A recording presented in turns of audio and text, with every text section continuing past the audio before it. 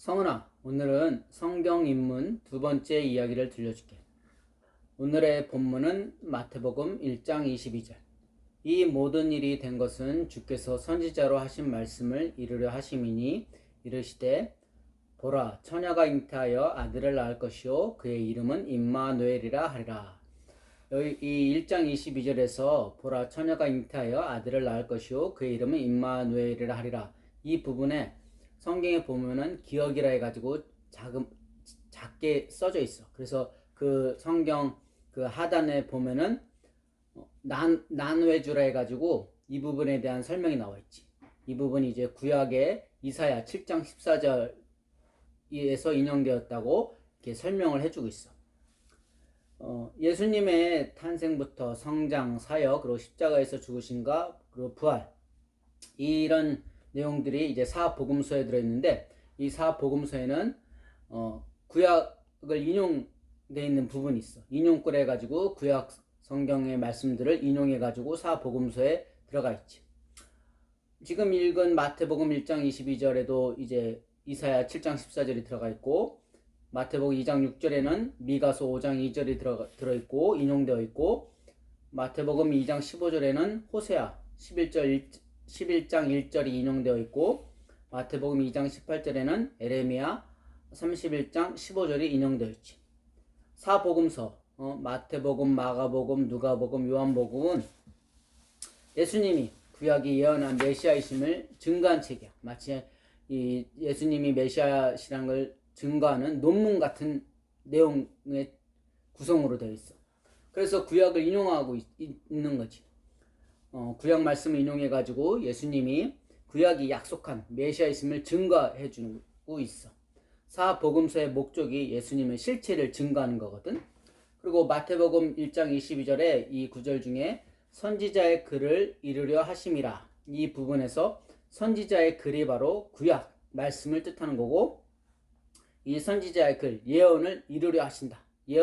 예언을 이루신다는, 예수님께서 예언을 이루신다는 뜻이지. 그래서 그 예언이 뭐냐면은 1장 22절에 그 이사야 7장 14절에 인용되어 있는 그 부분이 예수님에 대한 예언인 거야. 이 이사야 7장 14절, 보라, 처녀가 잉태하여 아들을 낳을 것이요 그의 이름은 임마누엘이라 하리라. 이 부분에는 예수님이란 글자가 없지만은 이 이사야 7장 14절은 예수님에 대한 이야기고 예수님에 대한 예언인 거야. 그리고 마태복음 2장 6절에 헤롯 왕이 동방박사들이 찾아와가지고 유대 왕이 어디서 나셨냐고 물으니까 깜짝 놀라가지고 서기관들을 불러다가 그리스도가 어디서 나겠냐고 이렇게 물어보는 장면이 있거든. 그러니까 서기관들이 대답하기를 구약의 성경에서 미가서 5장 2절을 인용해가지고 유대 땅 베들레헴이라고 대답을 하잖아. 여기서 이제 미가서 5장 2절도 또한 예수님에 대한 이야기야. 5장 2절로 보면은 예수님이란 말도 없고 예수님이란 단어도 없지만 이 부분이 예수님에 대한 예언이고 예수님에 대한 이야기지. 구약 성경은 예수님을 증거하고 예수님의 이야기가 바로 구약 성경이야. 그래서 구약 성경을 보면은 이제 우리가 예수님에 대한 이야기인 걸 알고 또 예수님을 만나고 예수님을 찾을 수가 있지. 하지만 유대인들은 구약 성경 그렇게 많이 알고 매일매일 읽고 보고 공부하지만은 결국 예수님에게 가지도 않았고 예수님을 만나지도 않았고 찾지도 않았지. 물론 유대인들이 이렇게 구약을 알고 있음에도 예수님을 찾지 못한 데는 구약 이것저것 조각조각으로 예수님의 증거가 나뉘어져 있어. 또 우리가 아까 본 것처럼 예수님이란 단어 글자가 안 들어가 있지. 그러니까는 그냥 문자적 육적으로만 보면은 이런 구약의 이야기들이, 내용들이, 예언들이 예수님에 대한 건지 모르게 되는 거야. 하나님께서는 아담 때부터 몇천 년 전부터 성경을 통해 가지고 말씀으로 예언해 주셨어. 이 성경의 시작부터 아주 치밀하게 논리적으로, 그리고 중간중간 하나님께서 예언하시고 약속하신 것들을 증거해 주고 또 우리가 검산할 수 있도록 확인해 주셨어. 그래서 성경을 이렇게 조작되었다고 이야기하는 사람들이 있는데, 이 사람들은 이제 성경의 어느 한 부분을 보고 또 아주 편협한 시각으로 보기 때문에 성경이 조작되었다고 이렇게 주장하는 것이지. 예수님의 출생 그리고 성장 그리고 이다 성경에 예언되어 있고 또 사역 예수님께서 공생애 동안 사역 활동하시고 또 예루살렘에 입성하시고도 다 구약에 예언되어 있어. 또 십자가에 죽으시고 3일 후에 부활하시는 것도 이제 성경 말씀에 이제 요나의 표적으로 이제 예언되어 있지. 요나가 하나님께서 니느웨로 가라는 그런 말씀을 안 듣고 하나님 말씀을 안 듣고 이렇게 행동하다가 3일 동안 고기 뱃속에 들어가 있잖아. 이 요나의 표적이 바로 예수님에 대한 그 예언인 거지. 예수님께서 십자가에서 죽으시고 사흘 만에 부활하신다는 그것을 예언해주고 있는 거야.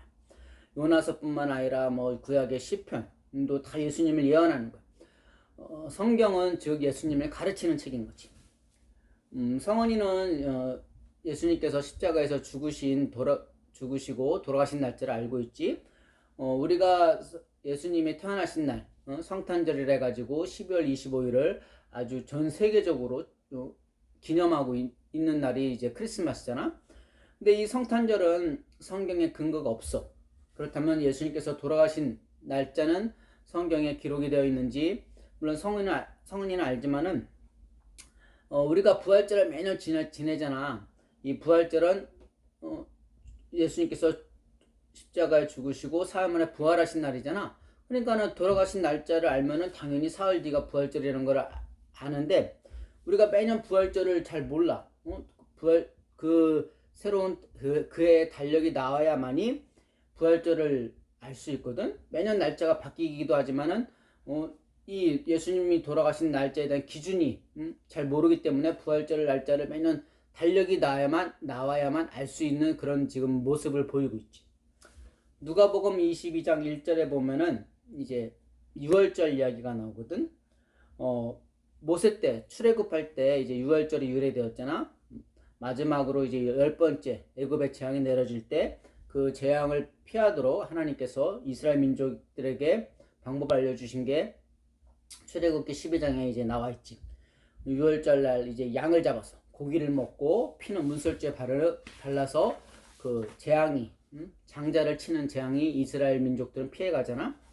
그리고 누가복음 22장 7절에 이제 유월절 양을 잡을 무교절 날이 이른지라 해가지고 예수님의 그 날의 이제 배경이 이야기가 시작되고 있어.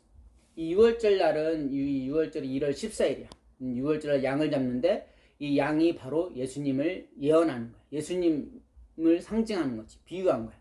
예수님은 유월절 양으로 오신 거거든. 그래서 예수님께서 이 유월절 날 제자들과 함께 유월절 만찬을 가지잖아. 우리가 알고 있는 최후의 만찬으로 알려진 그 그림의 모습대로 이제 예수님께서 제자들과 만찬을 가지죠.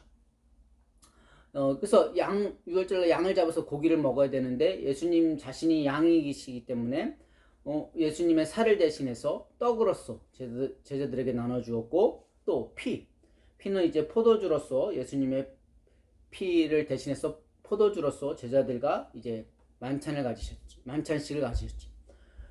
지금 우리가 성찬식을 해가지고 이제 떡을 나눠 먹고 포도주를 마시는 그런 성찬식을 행하는데, 이 성찬식이 바로 유월절의 신약적인 모습이야. 지금 지내는 우리가 세례, 교회에서 행하는 세례가 구약의 할례의 신약적인 모습이고, 지금의 교회가 구약에서 있는 성전의 신약적인 모습이지. 구약과 신약의 관계는 서로 이와 같이 대칭적인 관계야. 신약의 모든 것이 다 구약의 근거를 두고 있지. 그래서 지금 누가복음 22장을 7절에서 보듯이 예수님께서 죽으신 날은 1월 14일이에요. 이것이 바로 구속사적 섭리인 거지. 구약의 유월절 또한 유월절 양으로 오신 예수님의 이야기인 거지. 즉 출애굽기도 예수님을 예언해주고 있는 거야. 이제 요한복음 5장 39절 40절 있지. 너희가 성경에서 영생을 얻는 줄 생각하고 성경을 연구하거니와 이 성경이 곧 내게 대하여 예수님에 대하여 증언한 것이니라. 그러나 너희가 영생을 얻기 위하여 내게 오기를 원하지 아니하는도다. 예수님께서 이 말씀을 하셨잖아. 우리가 영생을 얻기 위해서, 구원을 얻기 위해서 성경을 보고 열심히 성경을 익히고 가르침을 배우는데, 그 성경이 바로 예수님을 이야기하는 거란 말이야. 즉 예수님을 제자가 되고 예수님을 받아들여야 되는데, 받아들여서 영생을 받아야 되는데, 성경을 보지도 않고 오직 예수님만 믿어서 영생에 이르려고 그렇게 하는 경우도 있지. 성경을 제대로 알아서 예수님을 만나서 영생에 이르는 경우와 성경은 보지도 않고 예수님만 붙잡고 영생에 이르는 경우에는 차이가 있어. 예수님에 대한 믿음의 기초가 다른 거지. 신뢰 정도, 신뢰관계가 다른 거야. 이것이 바로 성경에서 예수님을 찾아야 하고 만나야 하는 이유인 거지. 구약 예언대로 예수님께서는 다 이루셨거든. 그래서 우리가 구약을 보고, 구약 말씀을 보고, 성경을 보고 예수님을 찾고 보아야만 하는 거지.